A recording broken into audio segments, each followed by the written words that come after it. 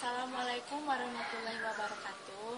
Perkenalkan, saya Siti Ayu Rama, mahasiswa Universitas Sriwijaya, program studi pendidikan kimia angkatan 2013.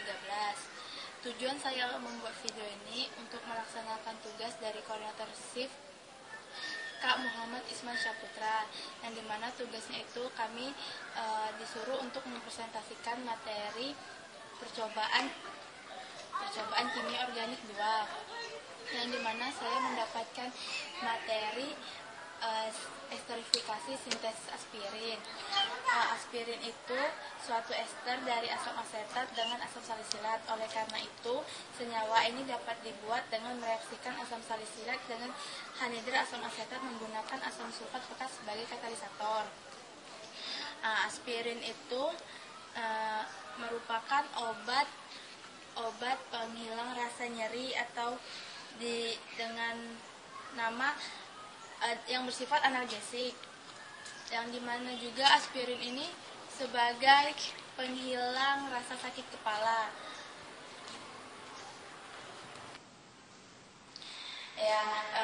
Ini merupakan diagram cara kerja dari proses esterifikasi sintesis aspirin,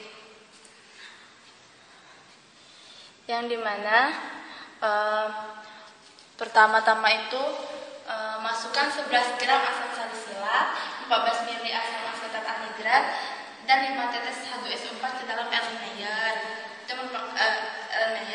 Kemudian dipanaskan dalam penanas air selama 20 menit. Nah, reaksi tersebut akan berlangsung pada suhu 50 derajat sampai 60 derajat Celcius itu tersebut. Maka dari itu suhu pemanasannya itu sekitar 50 derajat sampai 60 derajat Celcius. Kemudian amati dan catat perubahan setiap 5 menit. Maka kemudian didinginkan pada suhu kamar sambil diaduk. Masukkan 75 aquades ke dalam larutan 1 tadi. Nah, dalam larutan itu telah terdapat endapan aspirin tersebut. Nah, tujuan penambahan asam sulfat pekat itu sebagai penghidrasi. Telah disebutkan di atas bahwa hasil samping dari reaksi asam salisilat dan anhidrat asam asetat adalah asam asetat.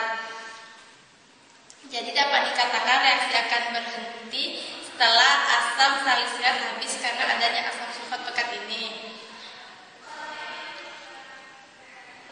Selanjutnya, untuk menyaring endapan aspirin tadi menggunakan corong Brunel atau vakum. Kemudian setelah disaring dengan corong maka dikeringkan dan akan ditimbang berat aspirin itu sendiri. Namun aspirin yang sudah dikeringkan tadi belum aspirin murni, dalam artian masih ada zat pengotor lainnya. Maka dari itu untuk mendapatkan aspirin murni maka harus dilakukan rekristalisasi, yang dimana rekristalisasi itu tujuannya untuk memurnikan suatu zat.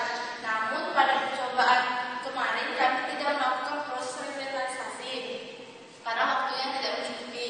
Namun di sini ada diagram proses pembentukan proses rekristalisasi aspirin tersebut, yang dimana untuk pemurnian aspirin itu ditambahi NaHCO3.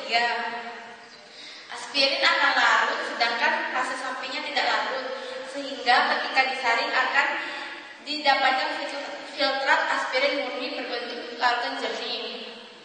Larutan aspirin ini juga diikuti oleh timbulnya gelembung gas CO2, membuktikan adanya reaksi aspirin dengan NaHCO3. Setelah itu filtrat diaduk dan terbentuk endapan putih. Lalu didinginkan dengan air es membentuk kristal. Kristal itulah yang merupakan aspirin murni.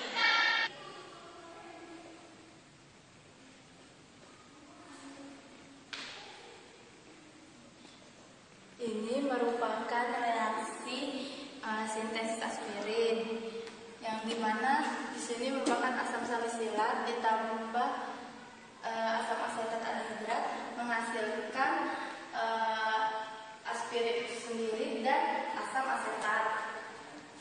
Di sini reaksi esterifikasi itu sendiri dapat terbentuk salah satunya dengan cara mereaksikan alkohol dengan anhidrat asam. Dalam hal ini asam salisia berperan sebagai alkohol karena mempunyai gugus OH.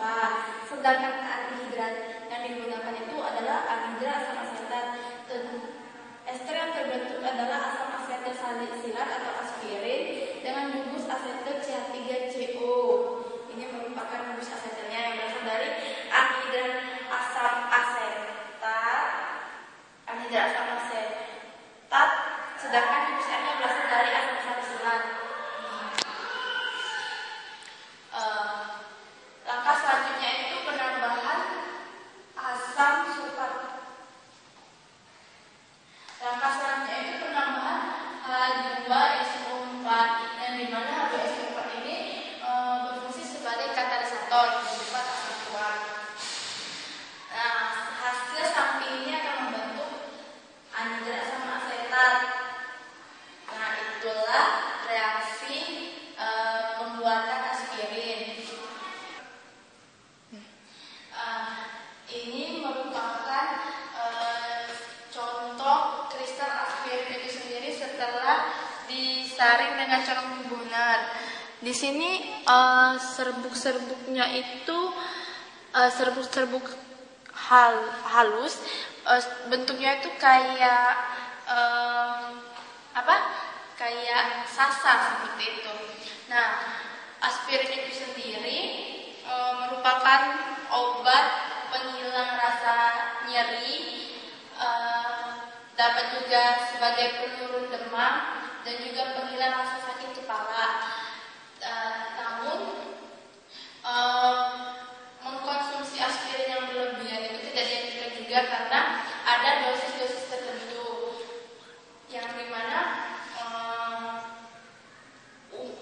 anak kecil yang di bawah umur di bawah 5 tahun itu tidak dianjurkan, bisa dikatakan dilarang untuk mengkonsumsi aspirin itu sendiri karena aspirin itu merupakan obat keras bila dikonsumsi oleh anak-anak. Demikianlah presentasi dari saya mengenai esterifikasi sintesis aspirin. Saya mohon maaf apabila terdapat kesalahan saya saat penjelasan maupun penguasaan materi saya yang masih kurang, karena saya hanya manusia biasa yang masih rentan dengan salah, hilaf, dan lain sebagainya. Saya juga mengucapkan terima kasih kepada koordinator kami, Kak Muhammad Isman Syaputra, yang telah sabar membimbing kami, telah memberikan ilmunya kepada kami. Saya juga mengucapkan terima kasih kepada asisten-asisten yang lain. Semoga nilai kami, baik itu SIP A maupun SIP B, praktikum kimia organik, kelas pendidikan kimia Palembang, semuanya baik. Amin. Saya akhiri presentasi dari saya. Wabillahi taufiq walhidayah. Wassalamualaikum warahmatullahi wabarakatuh.